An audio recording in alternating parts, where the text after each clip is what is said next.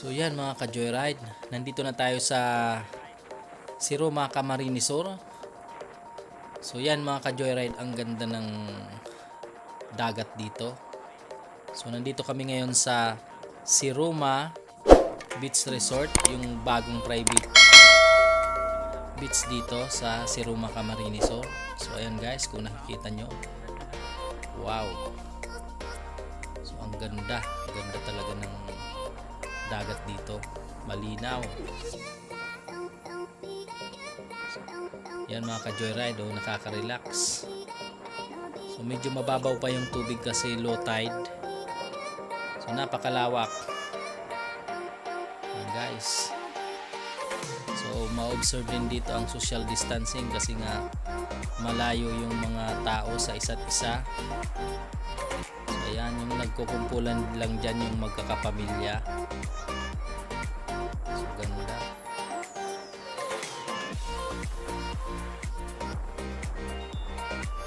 So maganda pala dito sa mga bata, low tide kasi mababaw pa yung dagat. Kasi mahirap na kung halimbawa malalim.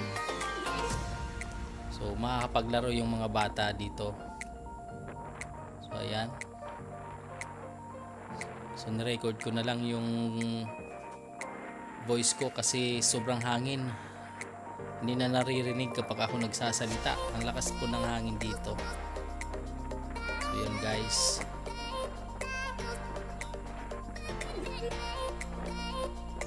Yan.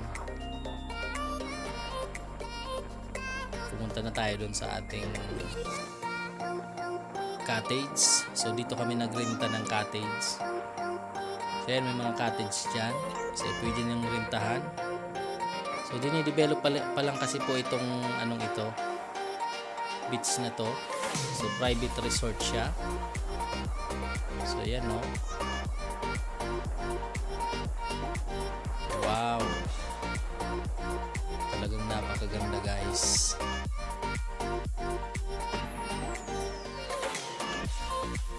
So yung iba hindi ko na na-videohan kasi hindi ma-enjoy yung lugar pag video ka ng video. Yan guys, yan ang parking din dyan, meron kang malawak. 2,000 years later.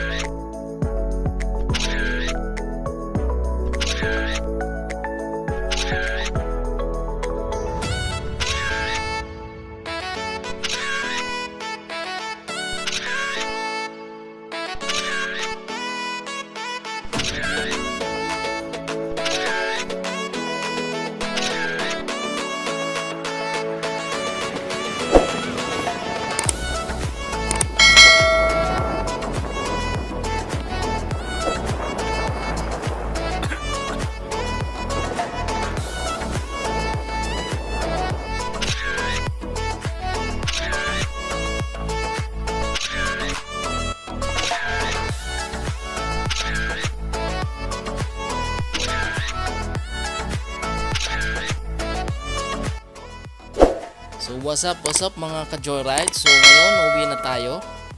So nangingitim na tayo sa sobrang bilad sa araw. Yan. So sana safe tayo pa uwi. So sana nag-enjoy kayo sa ating pagbisita sa magandang beach ng Siroma.